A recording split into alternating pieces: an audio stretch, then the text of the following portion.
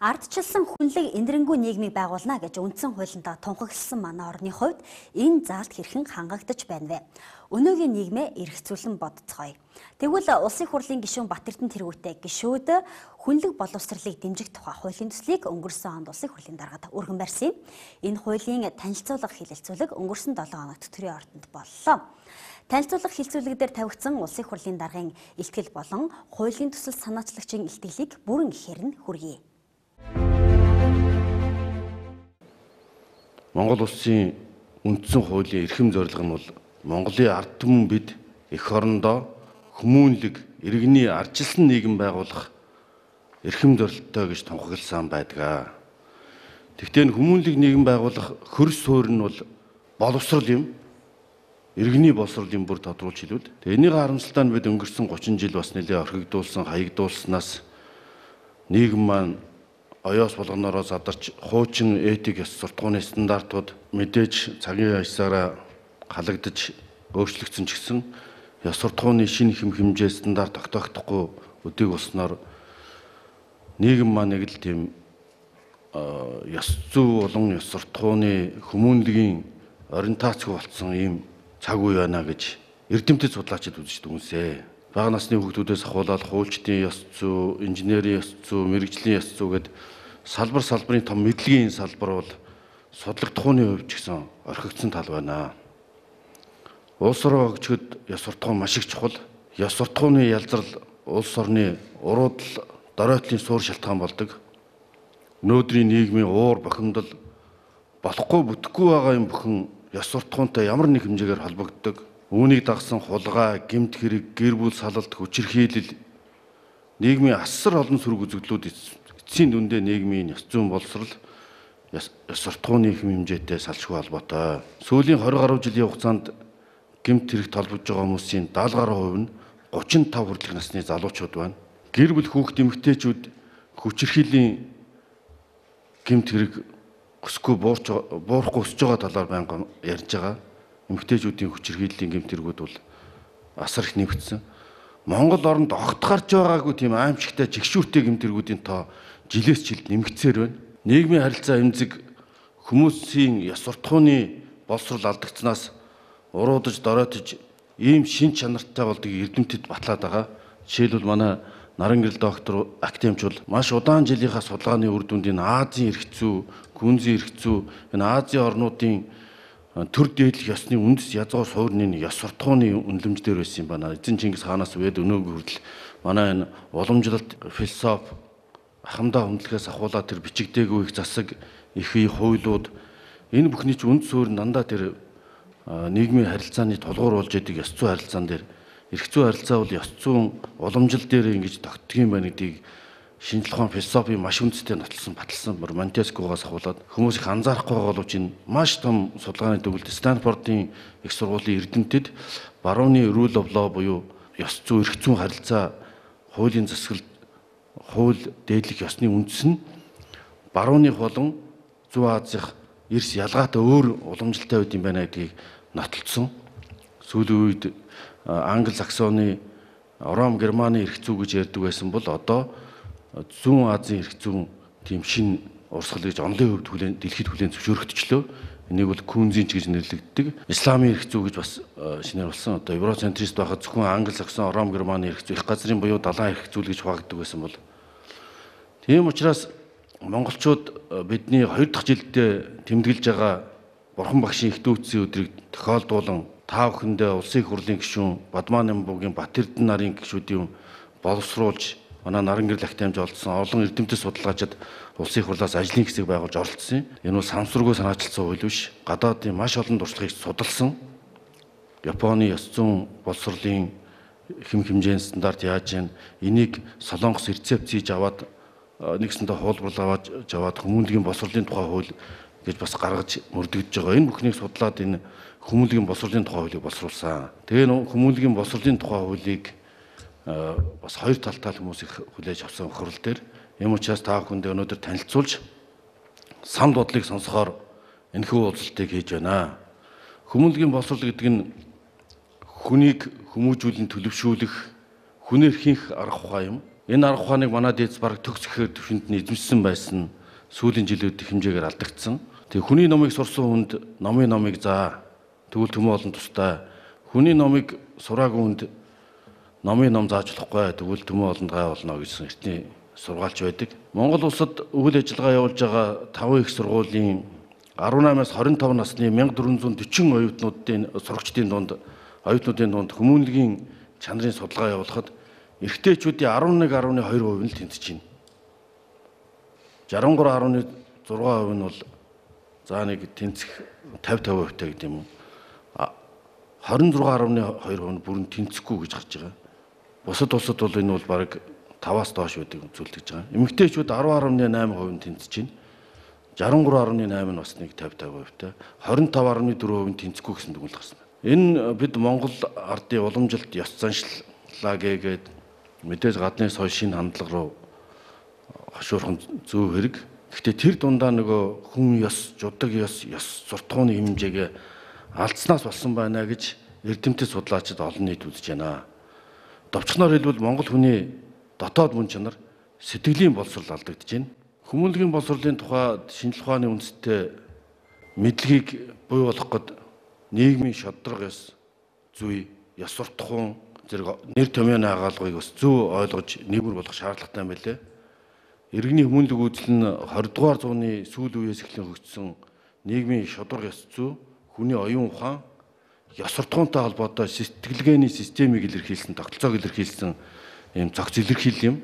Энийг шашинд квантын физик шинжлэх ухаан ч гэсэн хоорондоо нэгдэж байгаа. Энэс орон зайрын цахилгаан хүнд яаж нөлөөлдгийг бол ирээдүйд улам тов тодорхой болно гэдэгт итгэж байна. Ёс суртахуун хэмээх нэр томьёо нь аливаа хүний ухамсар, сэтгэл, удамшил, хүмүүжил, итгэл үнэмшил, сүсэг бишрэл, хэм хэмжээ, үнэлэмж, зарчим зэрэг олон янзын тодорхойлолтой боловч энэ нэг довчхондоо хүмүүний сайн чанарын зохиц юм аа. Энэ хүмүүний сайн чанарын зохиц хүнд бүрдээд хүмүүстэй ингэ сайн сайхан харьцахаар тэрийг дагсан соронзон орн бол эргээр нөлөөлдөг болохыг квантын физик, орчин үеийн шинжлэх ухаанууд одоо баталж нотлоод байна. Сэтгцийн хувьд эрүүл аливаа хүний хувьд ёс суртахуун үүсмэл ус бөгөөд төрмөл бөгөөд одоогоос 2500 жилийн өмнө Бурхан багш ёс суртахууны номлын үзэл санаа дэвшүүлсэн нь өнөөгийн квантын физик, тарих шинжиллийн шинжлэх ухааны орчин үеийн ололтоор батлагдж байгаа. Аливаа материйн нарийн дээд хэлбэр болох хүмүүний тэрхэнд байршсан 86 тэрбум энергийн эдис ёс суртахууны долгионы бүтцтэй байдгаа гэж тодорхойлж байна. Тэрхүү долгион нь энерги мэдээллийг тэн зөөвөрлөөд бусад хүний энерги мэдээлэлтэй солилцсноор бие биенээ тэтгэж, бие биенээсээ харилцан шалтгаалж шүтэн барилддаг байна. Сайн сайхан юм яриад байгаа тэр сайн энерги хүн тэр гэж хүн нэг ярьдаг шүү дээ, тийм ээ. Тэгээд тэр нь бусдаа сайн сайхан түгээж ийн өөрөө ч сайн сайхан байна гэж. Тэгээд энэ хүн бол квантын физикээр нотлогдож байгаа гэж үзэж байгаа. Ер нь бидний боддог зөв ариун сайн сайхан аж төрөхөд юу хэрэгтэй? Тэр бол ёс суртахууны тэр долгион нь бол ёс суртахууны өгөгдөл юм байна. Тийм ч бас аливаа бүх шашинд л энэ ёс суртахууны хэм хэмжээг тодорхой хэмжээгээр агуулсан байдаг. Энэ нь бол одоо шудраг байдал, эрд зориг, ичхнүр одоо жудаг, нинжин сэтгэл, нэр төр, үнэн, итгэл дэвчээр, хайр, тусрахыг хамтж байдал, хүндэл, ийв, за тэгээ шуналгүй байх, ис худалдагдах, атаарахгүй байх, ийдэг найрсаг ёс, уран дэвшлэхгүй байх зэргээр нэрлэгдэх долгионоор дамжиж юм илэрдэг юм байна. Үүнийг бас одоо довчхоноор бол сайн энерги гэж хүмүүс нэрлэж байгаа. Хүний биеийн мэдрэлийн судлаар сул цахилгаан гүйдэг. Цахилгаан гүйдлийн эргэн тойронд соронзон орон үүсдгийг шинжлэх ухаан баталсан. Бид ч одоо дунд сургуультай үнийг заалгасан. Тэгвэл хөссөн зүйлээ байнга бодож төсөөлөх нь магадгүй соронзон орноор дамжин нөлөөлдөг байхыг үгүйсэх аргагүй юм. Мэдрэлийн тогтолцооны бүтц хүн бүрт харилцан адилгүй болохоор бидний биеийн эргэн тойронд үүсдэг соронзон орон бол бас харилцан адилгүй хүн болгонд өөр. Тэгэл аура энэ төргээд яриад идэг маань. Тэгэхээр яаж бодох, ямар үйлдэл хийхээс хамааран ялгах хэмжээ нь ялгаатай байдаг байна. Ёс зүй гэсэн нэр томьёог философчид гол төлөв ёс суртахуун ба зан суртахуун хүний амьдралын зан үйлийн асуудлын философийн мэдлэгийн салбар гэж үздэг. Судалгаанаас үзэхэд ёс зүйн боловсрол бол насан турших юм байна. Ийм учраас манайд бүх нийтийн ёс зүйн боловсролд анхаарал хандуулах цаг аль хэдийн болж байна. Тэгээ хүн болох багаасаа хөлөг болох унаанаасаа гэдэг Японд ч бай тэр бос улсад одоо сургуулийн өмнөх боловсролоос бага ангиас нь эхэлж энэ ёс зүйг төлөвшүүлж өөрийгөө яаж авч явах вэ? Дараа нь бусдаа яаж харьцах вэ? Тэгээ дараа нь мэрэгжлийн ёс зүй гэж явж иж энэ нийгэм сайн сайхан болж бүх салбарт өөдрөг дэвшил гард юм байна. Ийм ч учраас улсын хурал дээр бас төрийн албан агчийн ёс зүй сахилгын тухай хуулийн төслийг боловсруулад дууссан байгаа. Энэ бол Японы ёс зүйн төрийн албаны ёс зүйн хуулиас үндэслэн. Манайхан нэг л өдөр гараад ингээд улс төрчид ч юм уу уучлалгуугаал ингээд байдаг ёс зүйтэй болсонгүй гэдэг. Тэгэл ёс зүй гэдгийг багаас нь төлөвшүүлж иж нийгэм ч гэсэн сэтгүүлчтэн ч гэсэн тэр хуучтан ч гэсэн тэр бүгдээрээ нэг ёс зүйн хэм хэмжээтэй болж иж нийгмийн харилцаа зөв голдролдоо зөв урсгалдаа ордог юм байна. Ийм учраас боловсрол соёлын тухааны сайдаар ажиллаж байсан Баатар үлийг бас санаачлаад бид нар ярилцаад иргэний ёс зүйн боловсрол хичээлийг ерхий боловсролын дунд сургууль заадаг болсон том дэвшил болсон. Гэхдээ энэ маань систем тогтолцоо болдож бүрдээгүй тэр багш нараа сургах, ном сурах хүчгээс ахуулаад бүхэл бүтэн тийм соёл тогтолцоо болж хөгждөг юм байна. Ийм учраас энэ хүмүүнлэгийн боловсролын тухай хууль зохион байгуулалтын хувьд нь ч тэр үзэл санаа, философийн хувьд ч гэсэн үзэл баримтлалын хувьд ч гэсэн заашгүй чухал байгаамаа. Нийгмийн уур амьсгал бүрэлдэн тогтоход ёс зүйн хоёр талтай нөлөө үзүүлсээр ирсэн. Ёс зүй цэвэр байвал нийгэмд эерэг нөлөө үзүүлж хөгжин бэхжихийн нөхцөл болдог. Хэрв дороотол сөрөг нөлөө үзүүлж байвал нийгэм уруудах юмс болдгоо. Бүхэл юм дээр тулгуурлалт юм байна. Монголын уламжлалт сургууль хүмүүжүүлэх арга ухаан бол арга билегт суурилж байсан юм байлээ. Ингэхдээ аж төрөх ухаан, ур чадвар, мэдлэг боловсрол олохыг арга гэж үзээд дотоод сэтгэлийн боловсрол буюу асрах, инэрх, нэгүсэх сэтгэлийг бэлэг гэж үзэж байсан. Энэхүү арга билгийн ухаанаар хүмүүжүүлсэн хүнийг хүн болох гэж ярьж байгаа энэ ухаан бол сая жинхэнэ хүн боллоо гэж үздэг байсан. Тийм учраас хүнийг хүн болох ухаан гэж дээрээд байдаг байсан. Орчин үеч гэсэн одоо дипломыг шүтгэхээс татгалзаж байна. Диплома дефлешн гэдэг юм нэр ирсэн. Ихтэй сургуулиуд цунамиг нүүрлж яах гэж Стэнфордын сургуулийн захирал Хеннеси гэдэг хүн бүр 8 жилийн өмнө хэлж ирсэн. Энэ яагаад тэгэхээр хүн л байх хэрэгтэй юм. Одоо энэ интернет хиймэл оюухан бүх юм хөгжчлөө, хүнийг орлох хиймэл оюухан хөгжчлөө. Тийм учраас ур чадвар авьяас бэлэг ёс суртахуунтай хүн л ерөөсөө энэ нийгмийг авч явах юм байна гэсэн дүгнэлт төрсэн. Ийм учраас энэ хүмүүнлэгийн боловсролын хууль бол энийг тодтогж байгаа бас орчин үеийн нэг шаардлага юм аа. Одоо ихтэй сургуулиудаар ерөнхий боловсролын сургуулиудаар зогсохгүй ихтэй сургуулиуд ч гэсэн ёс зүй хүмүүнлэгийн боловсролын чиглэлийн хичээлийг сургалтын хөтөлбөртөө багтаадаг болсон. Энэ аргыг хамгийн сайн эзэмшиж сайн хүн сайн нийгэмд төлөвшүүлэх бүхэл бүтэн шинжилгээ ухаан болгож хөгжүүлж зогслоож чадсан улсууд бол Япончууд юм. Энэ талаар бол манай Наран гэрэл академичийн энэ үзэл санааг Япон дээр яаж хэрэгжүүлсэн талаар Наранбаатар мэрэгжлийн ёс зүйн талаар бол Наранбаатар доктор бол бас та бүхэнд их сайхан санаанууд ярина. Шүрэн Жимг доктор энэ талаар маш их судалсан хүн. Манай Батэрдэн гишүүн бол Тархавар Батэрдэн гишүүн бол энэ хуулийг төсөл эхнээс нь босгож ер нь олон жилийн жуддаг ёс Монгол хүний төвчээр хүлээж хүн чанар Монгол ухаан гэдэг талаар судлаад энийгээ олон улсын туршлагатай Япон, Солонгос, Азийн эрх зүйтэй судлаад хууль зүйн ухааны доктор хамгаалаад тэгээ Наран гэрэл багш энэ академичтай хамтарж байгаа энэ хуулийн төслийг боловсруулсан. Тийм учраас энэ бид Япон луга адил хөгжөө гэдэг бол хэлсэн нэг шалтгаан бол энэ ёс зүй нийгмийн Азийн онцлогтой нийгмийн харилцааны зан төлөвийг уламжил одоо кимоно сумо дээр өмчлөө тэр бас модернизац хийж байгаа шиг Монгол уламжил дээр өмчлөөд бид яаж өөрчлөх вэ гэдээ суралцах гэсэн юм. Өөрөөр хэлбэл уламжлалт соёл зан заншлаа хүүхдүүдтэй багаас нь эзэмшүүлж шинжлэх ухааны боловсролыг хүмүүнлэгийн боловсролтой хослуулж чаддаг арга туршлаас суралцах чиглэж байгаа юм бол энэ бол нэг шалтгаан гэсэн үг нь хэлсэн. Зөвхөн Японд төдөөгүй Аз, Европын олон оронд хүмүүнлэгийн боловсрол буюу иргэний боловсрол ёс зүй болох сургалтыг эрхий боловсролын болон бусад чатны сургуульд багаас нь системтэй зааж сургадаг. Энэ хөгжсөн дэвжсэн бүх улсад эрхий боловсролын сургуульд нь ийм сургалтын хөтөлбөр байна. Энэ талаар манай парламентын судалгааны хүрээлэнгээс гаргасан зарим жишээг харъя. Дэлхийн бараг хөгжсөн дэвжсэн бүх улсад байдаг. Жишээлбэл холбооны бүгд найрамдах Герман улс байна.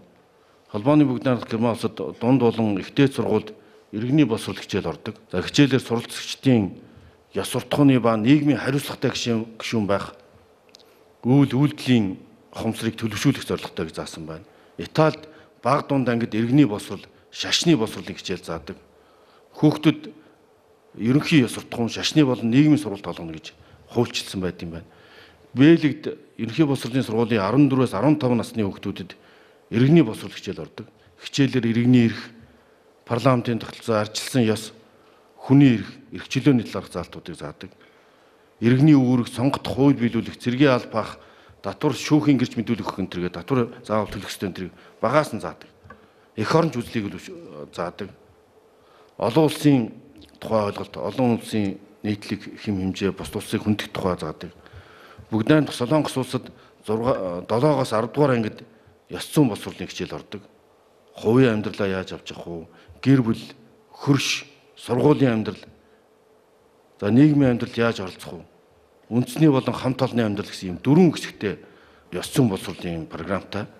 Үндэсний болон хамт олонны амьдрал хэсэгт Солонгосын үндэсний хөгжил, уламжил соёлыг эзэмших, төрийн болон үндэсний хөгжлийн ач холбогдол, төр үндэстнээ зөв хайрлах, хойд ба өмнөд Солонгосыг нэгтгэх хүч хармаалтын талаар заадаг. Японд бүр бага ангиас нь эхлээд ёс зүйн боловсрол олох хичээл ордог. Бага ангидаа өөрийгөө яаж авч явах вэ? Өөртөө харилцах харилцаа, дунд ангидаа бусдаа яаж харилцах вэ? Хүмүүстэй шударга харилцах, элдэг даруй байх, зөв харилцах гээд, байгаль эрхэм дээд зүйлтэй харилцах гээд дараагийн. За нийгэм бол бүлгүүттэй харилцах. Олон нийтийн өмнө хүлээс үүргээ биелүүлэх, ёс зүйтэй байх, дүрм журмыг заавал дагдаг байх. Адаглаад одоо нөгөө метронд очолоо зогсох ч гэдэг юм уу. Амлсанд бол биелүүлэх гэдэг юмыг багаас нь ингэж сургадаг.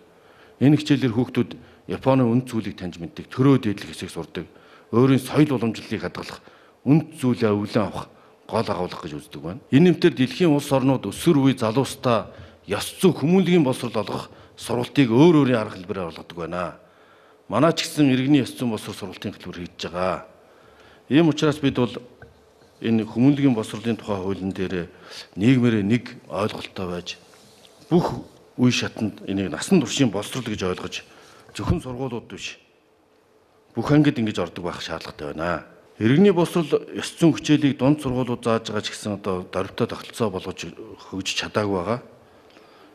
Ер нь тэгээд энэ эрх чөлөө, хүний эрх, олон шашин, соёлын нөлөө, сургалтын тогтолцоо, амьдралын хэв маяг, орчин нөхцөл сүүлийн 30 жилд оронгороо өөрчлөгдсөн, уламжилт, ёс заншил, соёл түүхээ орхих, ад үзэх шалтгаан болох ёсгүй. Энэ бүх нөхцөл байдлыг үнд суулгаж улсын их хурлын гишүүд маань, улсын их хурл маань одоо хүмүүнлэгийн боловсролыг дэмжих тухай хуулийн төслийг хэлцүүлэх гэж байна. Хуулийн төсөлд бол хүмүүнлэг боловсрол олох үйл ажиллагаа, хүмүүнлэгийн боловсролын үндсэн чиглэл, хүмүүнлэгийн боловсролын агуулга, за үүнд төрийн байгууллагын эрх үүрэг, за байгууллага гэр бүлийн хүлээх үүрэг хариуцлага, хүмүүнлэгийн боловсрол олох сургалтын дэмжлэг олох зэрэг олон харилцааг тусгаар зохицуулсан байгаа. За ингээ эрхэм зочид Эрдэнэтийн судлаачид та бүхнийг хэлцүүлэх дүргнөөр оролцож зөв Монгол хүнийг төлөвшүүлэх талаар үндсэнтэй санал бодлоо илэрхийлнэ гэдэгт итгэлтэй байна.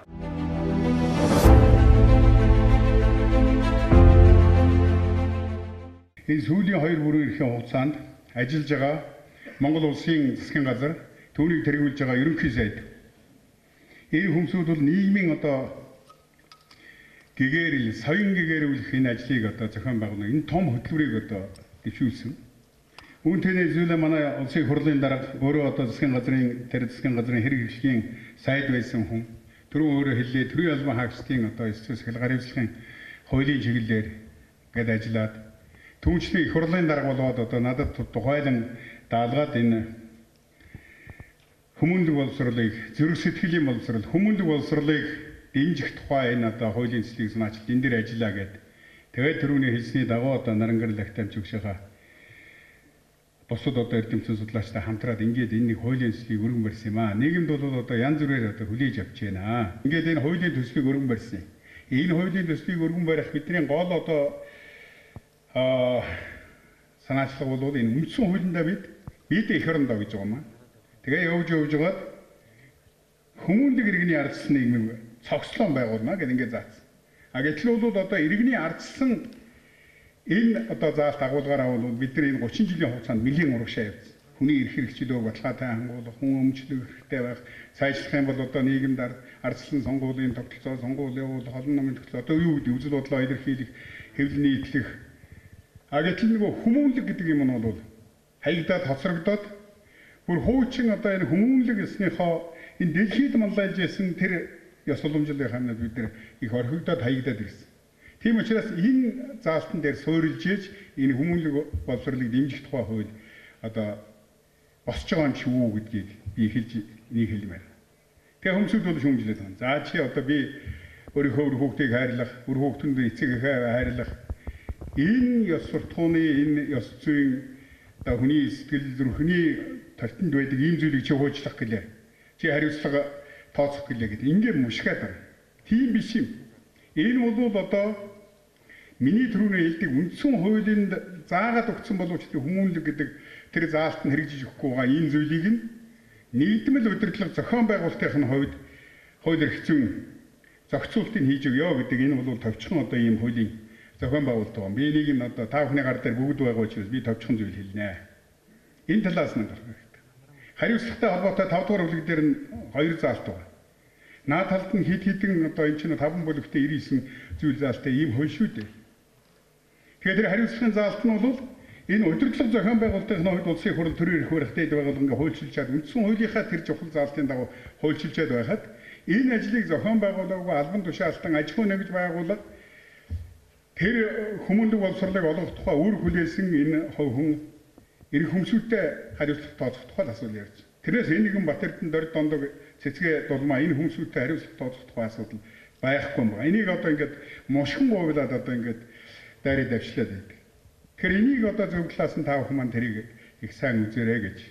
Энд бол гол санаа бол хүний мэс чанар, ёс чудаг, зан харьцаа, дотоод сэтгэлийг төлөвшүүлэх, хүний нийгэмтэй байгальтай харьцах, харилцааг зохистой байлгах чиглэсэн зорилт үйл ажиллагаа гэж ингэж одоо бид үзэж байгаа юм. За хуулийн боловсролыг дэмжих одоо үндсэн зарчмууд байгаа юм. За хүмүүнлэг боловсруулах чиглэлээр төрийн захиргааны болон сургалтын байгууллагын эрх үүрэг, зохицуулах зөвлөлийн үйл ажиллагааны чиглэл, эрх үүрэг, байгууллага, гэр бүлийн хүлээх үүрэг хариуцлага, хүмүүнлэг боловсрол олох сургалтын талаарх дэмжлэг гэх мэтлэнгийн гол юмыг би хэлээд явъя. Дараагийнх нь гаргаж байна. За үндсэн хуулийн төсөл боловсруулах үндслэл шаардлага гэж байгаа юм. Энэ хууль бол одоо яг орчин одоо их хурлаар баталсан хуулийн төсөл боловсруулах шаардлага энэ бүх юм дээр нийцүүлж хэлсэн. За үндсэн хуулийн заалт байна. Үндэсний аюулгүй байдлын үзүүлэлт баримтлалын одоо тусгагдсан заалт байгаа. За би ингээд товчлоод явна. За Монгол Улсын засгийн газрын 2025 оны үйл ажиллагааны хөтөлбөрт тусгагдсан байгаа. За алсын хараа урт хугацааны энэ хөгжлийн бодлогын баримт бичиг тусгагдсан. За энэ бол одоо хууль боловсруулах хууль зүйн үндэслэл шаардлага. Ингээд та нар тэрийг гар дээртэй дараагаад өгсөн учраас та бүхэн маань дэлгэрүүлж үнсэ. За практик үндэслэл шаардлага. Хүмүүнлэг чанар, ёс зүйн боловсролын талаарх эрдэмтэд судлаачдын бүтээл болон нийгмийн эдийн засгийн статистикийн мэдээлэл иргэдийн санал дээр тулгуурлан практик үндэслэлээ гаргасан. Энд энэ хүмүүнлэг боловсрол энэ хүмүүнлэг чанарын хүрээнд цогц судалгаанд олон одоо дотоод гадаадын энэ эрдэм шинжилгээний хүрээлэнгүүд олон байгууллагуудтай хамтарч энэ цогц судалгаан дээр бол бид суурилсан байгаа. За хуулийн төсвийн бүс зохицуулах харилцаа хамрах хүрээтэй холбоотой. За хүмүүнлэг боловсролыг дэмжих тухай хуулийн төсөл бол иргэний боловсролыг эзэмшүүлж чиглэсэн харилцааг зохицуулна.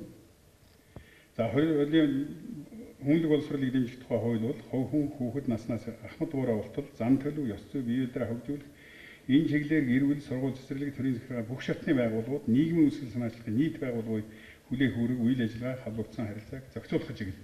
Удирдлага зохион байгуулалтын хувьд л энд нь хуулийн зохицуултыг хийж өгөх гэдэг юм аа. За нийгмийн эдийн засгийн үр дагавартай холбоотой. Энэ хууль батлагдсанаар бол нийгэмд үзүүлэх сөрөг нөлөө байхгүй. Хүүхэд залуучууд ёс зүйтэй, хүндэн энергүй, зам чанартай бол төлөвснөөр их орон байгаль дэлхийг хайрлан хамгаалж, гэмтрэг үйлдэх, гэмтрэг зөрчилд холбогдох. Энэ эрс баснаа. Хүүхэд залуучууд маань ёс суртахуунтай, хүндэн энергүй зам чанартай болж, төлөвшин бага наснаас хөдөлгөөр эхлэх, арга зүй суралцсанаар нийгмийн хүлээх үүрэг хариуцлага, ухамсарлан, бүтээлчээр хөдөлмөрлөн баялагын үйлдвэрлэлийг нэмэгдүүлэх болно гэж ингэж бид одоо тодорхойлж байгаа юм аа.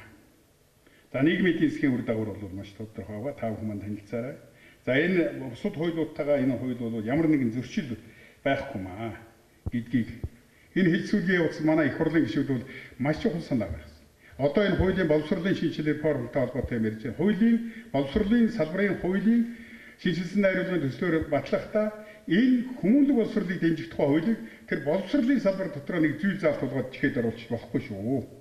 Энэ харин хүмүүнлэг боловсролыг дэмжих тухай хуулийн энэ үлдсэн баримтлал энэ том алгаанд энэ боловсролын одоо хуулиа боловсруулж гаргах ёстой гэдэг ийм чухал чиг хэлсэн. Тэгэхээр бол манай боловсрол соёлын шинжилгээ байнга хороо манай боловсрол соёл шинжилгээ ухааны спортын яамны дэд сайд энэ хүмүүсүүд одоо явж байгаа. Дээрээс нь манай одоо салбарын сайд бол энэ хуулийн төслийг санаачлагчдын нэг байгаа гэдгийг би хэлэх ёстой. За ийм зүйлийг хэлье. За энэ хууль маань бол ер нь их цомхон 5 бүлэгтэй 99 зүйлтэй. За ингээд одоо нийтлэг үндэслэл, хүмүүнлэг боловсролыг олох үйл ажиллагаа миний хэлээд байгаа тэр 3 дугаар үйлдвэрлэлт бол удирдлага зохион байгуулалтын талаар.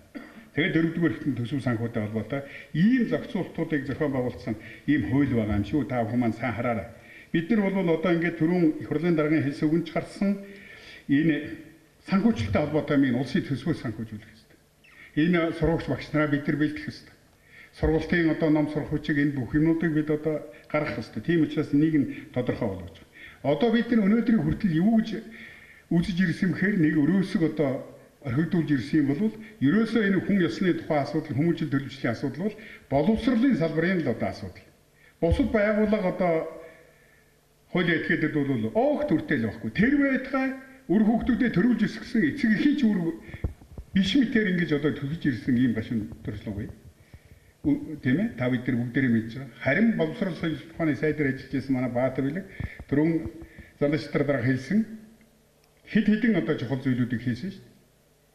Суралцагч нар, багш нар, эцэг эх, асран хамгаалал, харгалзагч нарын хамтарсан гэрээлцэртэй болж ажиллагааг зохион байгуулдаг болсон. Түрүүн хэлдэг иргэний боловсролын энэ бие даасан одоо тогтолцоо юмнуудыг хийдэг болсон. Тэгээ энэ хуулиар бол одоо удирдлага зохион байгуулалтанд яаж өргөжүүлэх гэдэг юм зэрэг энэ одоо төрийн захиргааны байгууллагын эрх бүр засгийн газрын мөрөөр эрхийг заадаг. Энэ хүмүүнлэг боловсролыг иргэний төлөвшүүлж хөгжүүлэхийн тулд хүмүүнлэг боловсролтой холбоотой системтэй урт хугацааны бодлогын баримт бичиг хөтөлбөр энийг батлах ёстой. Төрийн захиргааныхын төв байгууллага мөн энэ талаар нийцүүлсэн хөтөлбөр батлах ёстой. Тэгээд одоо орон нутгийн төр захиргааны байгууллагууд төрийн захиргааны төв, нутгийн захиргааны байгууллага энэ хүмүүнлэг боловсролыг олох богино хугацааны энэ хөтөлбөр боловсруулж хэрэгжилтийг хянах ёстой гэдэг ингээд бүгдийг өргөжүүлсэн. Энэ Монгол улсын нутаг дэвсгэр дээр үйл ажиллагаа явуулж байгаа бүх хуулийн этгээд аливаа одоо байгууллага бол энэ манай баталсан энэ хуулийн хүрээнд ажиллаа зохион байгуулах хэрэгтэй. Тэгэхгүй ашигла олно гэж одоо оюутлогоо дээр ирээд энэ юмыг самарч байгаа та бус тэмийг нь хайдаг тийм байдлаар ажил асуудал надад. Бусын нь бол ёсын даг гэдэг шиг ийм зарчмаар бол зохион байгуулалт явах хэрэгтэй маа. За энэ дотор бидний тэр удирдлага зохион байгуулалтын нэгдсэн нэг ойлголт одоо нэгдмэл удирдлагаар хангахын тулд бол бид нэр юутай холбоотой юмыг оруулж өгсөн. Та нар танилцал зохицуулах зүйлтэй байхаар. Энэ бол дандаа төрийн захиргааны байгууллагын хүмүүсүүд байхгүй. Тал талын энэ чиглэлийн одоо ажил оролцоотой хүмүүсүүдийн төлөөлөлтөд 21 гишүүнтэй ямар эрх үүрэгтэй байх бүх юмнуудыг нь одоо тодорхой заагаад өгсөн ийм зүйлүүд байгаа юм шүү.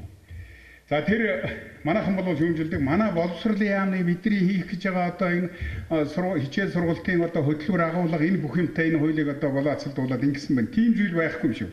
Тэр чинь энэ хуулийн дээр товч дурдаад зүгээр баталгаажуулаад өгсөн болохоос биш. Та бүхний ажлыг одоо дэмжиж энэ бидний зорж байгаа энэ бүх юмыг л бүрэн хэмжээгээр нь ерөөсө бүгд оролцдог, дэмждэг, тэрийг нь хуулиар одоо тэр альбом тушаалтан энэ бүх юмсуудын үүрэг хариуцуулаад өгсөн ийм чиглэлээр зохицуулсан зохион байгуулсан ийм хууль юм шүү. Ардчилсан хүнлэг нийгмийг байгуулна гэж үндсэн хуулиндаа заасан энэ заалтад чухал ач холбогдолтой төдийгүй төрийн бодлого чигүүрэгч үүнд чиглэх учиртай юм.